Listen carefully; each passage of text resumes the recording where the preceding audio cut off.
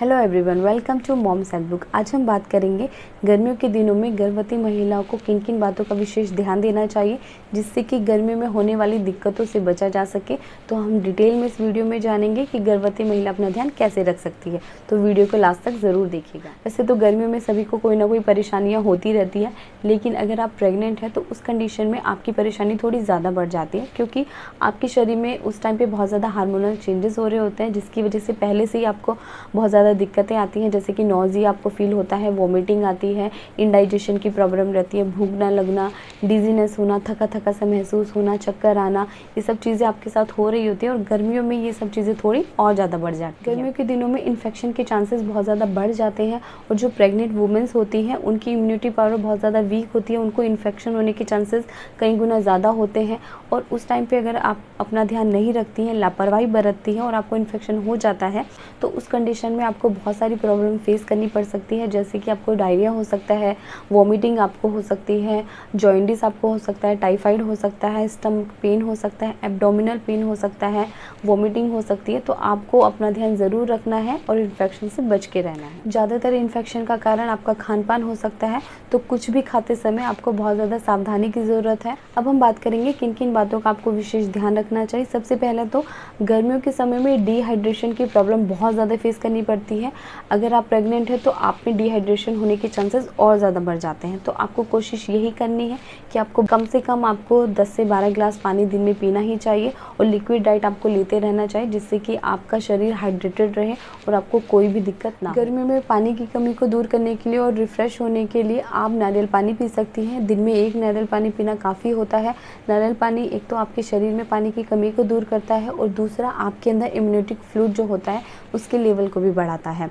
तो आपको नारियल पानी ज़रूर लेना। गर्मी से बचने के लिए और अपने आप को हाइड्रेटेड रखने के लिए आप छाछ ले सकती हैं, आप शिकंजी पी सकती हैं, नींबू पानी आप पी सकती हैं, दही पी सकती हैं। नींबू पानी में आप कुछ मिंट लीफ ज़रूर ऐड करें, पुदीने की पत्तियां ज़रूर आपको ऐड करनी चाहिए, क्योंकि पुदीने से क्या है, कूलिंग इफेक्ट आता है, जो कि आपको गर्मी से बचाने में बहुत ज़्यादा यूज़फुल होता है। आपके डाइजेशन को भी स्ट्रॉन्ग करता है, क्योंकि प्रेगनेंसी में क्या होता है, आपका डाइजेशन बहुत ज़्यादा वीक हो चुका होता है। तो पुदीना काफ़ी अच्छा होता है यूज़ करना। गर्मियों में जो भी सीजनल फ्रूट्स अवेलेबल है वो सब आप अपनी डाइट में ऐड कर सकती हैं। मेनली आपको सिट्रस फ्रूट ज़रूर ऐड करना चाहिए, क्योंकि उनसे क्या है, आपकी इम्यूनिटी पावर स्ट्रॉन्ग होती है। क्योंकि प्रेगनेंसी के दिनों में आपकी इम्यूनिटी बहुत ज़्यादा वीक हो जाती है, जिससे कि इन्फेक्शन बार बार होने के चांसेस जो है वो बढ़ जाते हैं। तो सिट्रस फ्रूट ज़रूर आप खाएँ, नींबू है, संतरा है। और क्या खा सकते हैं, गर्मियों में तरबूज बहुत अच्छा होता है आपके लिए, उसमें 95% तक वाटर कंटेंट होता है, तो वो आप अपनी डाइट में ज़रूर ऐड करें। एंटीऑक्सीडेंट प्रॉपर्टीज़ उसमें बहुत ज़्यादा होती है। आप खीरा खा सकते हो, खीरे में 96% तक वाटर कंटेंट होता है। तरबूज आप ले सकते हो, आम भी आप खा सकते हो, अंगूर ले सकते हो। तो जो भी आपके सीज़न में गर्मियों के सीज़न में फ्रूट्स अवेलेबल हैं आप सभी ले सकते हो, लेकिन आपको बहुत ज़्यादा अमाउंट में फ्रूट्स नहीं लेने हैं। सीजनल फ्रूट्स आपको सभी चीज़ें एक नॉर्मल क्वांटिटी में लेनी है, कम अमाउंट में ही लेनी है। बहुत ज़्यादा आपको कुछ नहीं खाना है, क्योंकि वो प्रेगनेंसी में कहीं ना कहीं आपको दिक्कत कर सकता है। तो सब चीज़ें आपको लिमिट में ही लेनी है। आपको हरी सब्जियां ज़रूर ऐड करनी है, हरी पत्तेदार सब्जियां ज़रूर ऐड करनी है। सलाद आपको ज़्यादा से ज़्यादा लेना है, और कोशिश करनी है कि भोजन जो आप करें वो बिल्कुल ताज़ा होना चाहिए। बासी भोजन आपको नहीं करना है, क्योंकि बासी भोजन से क्या है, डाइजेशन की प्रॉब्लम और बहुत सारी और दिक्कतें भी बढ़ जाती हैं। तो आपको कोशिश यही करनी है कि ताज़ा खाना आप खाएँ, और कोशिश करें कि चबा चबा कर खाएँ। जितना ज़्यादा अच्छे से आप खाना चबा कर खाएंगे उतना ही आपको डाइजेशन में प्रॉब्लम नहीं होगी। आपका भोजन जो है, आपका खाना अच्छे से डाइजेस्ट हो जाता है, क्योंकि प्रेगनेंसी में क्या है, डाइजेशन की प्रॉब्लम बहुत ज़्यादा बढ़ती है। अब हम बात करते हैं कि आपको गर्मियों के दिनों में कैसे कपड़े पहनने चाहिए। वैसे तो जैसे ही आपकी प्रेगनेंसी स्टार्ट होती है तो आपको एडवाइस किया जाता है कि आप टाइट फिटिंग के कपड़े ना पहने, जैसे जींस है, जैगिंग्स है, ये सभी चीज़ें। लेकिन गर्मियों के टाइम में आपको विशेष ध्यान देने की ज़रूरत होती है कि आप एक तो टाइट फिटिंग के कपड़े बिल्कुल ना पहने, सूती कपड़े पहने, ढीले ढाले आपके कपड़े होने चाहिए। मैक्सी ड्रेसेस जैसे आजकल आती हैं आप वो ले सकते हैं। कपड़े आपको कोशिश करना है कि लाइट कलर के ही हो, क्योंकि जो डार्क कलर होते हैं वो हीट का एब्जॉर्प्शन करते हैं, जिससे कि आपको गर्मी ज़्यादा लग सकती है, जो कि आपके लिए सही नहीं है। फुटवेयर आपको कैसे पहनने चाहिए। फुटवेयर में आपको हील्स बिल्कुल अवॉइड करनी चाहिए। हील्स वाली सैंडल आपको नहीं पहननी चाहिए। सिंपल सैंडल आप पहने, सिंपल फ्लैटर पहने, जो कि आपके लिए कंफर्टेबल हो और जिससे आपको दिक्कत ना हो। स्किन केयर में सबसे ज़्यादा ज़रूरी है अपने आप को हाइड्रेटेड रखना, जिसकी हम बात कर चुके हैं, और आपको अपनी स्किन को मॉइस्चराइज़ करके रखना है। सनस्क्रीन आपको ज़रूर यूज़ करनी है। अगर आप बाहर जाते हैं तो बहुत ज़्यादा ज़रूरी है, वैसे आप घर में भी रहें तो सनस्क्रीन ज़रूर यूज़ करें, आपके लिए बहुत अच्छा होगा। वैसे तो आपको कोशिश करनी है कि गर्मियों के टाइम में आप बाहर कम से कम जाएँ, बहुत ज़्यादा ज़रूरी है तभी घर से बाहर जाएँ, वरना आप घर में ही रेस्ट करें, क्योंकि बाहर जाने पे हीट स्ट्रोक होने के चांसेस या थकान, चक्कर आने के चांसेस बहुत ज़्यादा बढ़ जाते हैं। तो आपको अवॉइड करना चाहिए बाहर जाना, लेकिन अगर बहुत ज़्यादा ज़रूरी है तो ऐसे टाइम पे आप बाहर जाएँ, उस टाइम पे सनलाइट बहुत ज़्यादा कम हो, जैसे कि आप मॉर्निंग में जा सकते हैं या फिर इवनिंग में जा सकते हैं। अगर आप वर्किंग हैं तो आपको जाना ही पड़ेगा, लेकिन कोशिश यही करनी है कि आप अपना हाइड्रेशन मेंटेन करके रखें। ऑफिस जॉब में आप हैं, आपको ऐसी जगह में नहीं रहना है जहाँ पे कि आपका टेम्परेचर बढ़े जिससे कि आपको दिक्कत हो। और अगर आपकी फील्ड जॉब है तो फील्ड जॉब तो आपको गर्मी में कुछ टाइम के लिए अवॉइड ज़रूर करनी चाहिए, क्योंकि टेम्परेचर बहुत ज़्यादा बढ़ सकता है। अगर आप फील्ड जॉब करेंगे उस टाइम पे आपको हीट स्ट्रोक होने के चांसेस बढ़ जाते हैं, जो कि आपके लिए और बेबी के लिए दोनों के लिए बिल्कुल सही नहीं है। तो फील्ड जॉब अगर है तो कुछ टाइम के लिए आप अवॉइड करें, जब बहुत ज़्यादा गर्मी है उस टाइम पे ना करें तो ही आपके लिए अच्छा होगा। जब भी आप घर से बाहर निकले तो सनस्क्रीन ज़रूर लगाएं, अपने आप को कवर करके रखें सूती कपड़े से। छाता आप ले सकते हो, सन ग्लासेस आपको ज़रूर पहने, तो कुछ चीज़ें आपको ज़रूर ध्यान में रखनी चाहिए और अपना हाइड्रेशन ज़रूर मेंटेन करके रखना चाहिए। दिन के टाइम में आपको रेस्ट ज़रूर करना है, कम से कम आधा से 1 घंटा आपको रेस्ट करना है।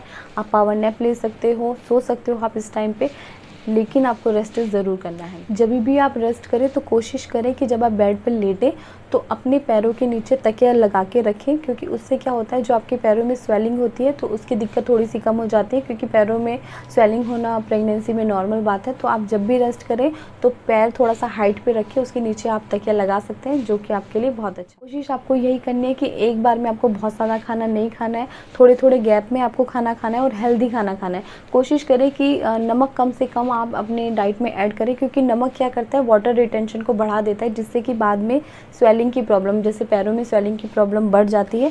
तो उस चीज़ से आपको बचना है। जंक फूड आपको नहीं खाना है, बाहर की चीज़ें आपको बिल्कुल अवॉइड करनी है, क्योंकि ये चीज़ें आपके लिए बिल्कुल सही नहीं है। बाहर की चीज़ों से क्या है, इन्फेक्शन होने के चांसेस ज़्यादा रहते हैं और डाइजेशन में भी प्रॉब्लम होती है, क्योंकि प्रेगनेंसी में डाइजेशन वैसे ही आपका वीक होता है। ये सब चीज़ें आप डाइजेस्ट नहीं कर पाते, जिससे कि आपको दिक्कतें होती रहती। अगर आप स्मोकिंग और ड्रिंकिंग करते हैं तो आपको वो भी अवॉइड करना चाहिए। वैसे तो ड्रिंकिंग और स्मोकिंग करना वैसे भी हमारी सेहत के लिए बिल्कुल सही नहीं होता, प्रेगनेंसी में तो ये और ज़्यादा हार्मफुल होता है, तो आपको इससे बचना चाहिए। अब बात करते हैं कि क्या प्रेगनेंसी में ड्राई फ्रूट्स खा सकते हैं समर सीज़न में।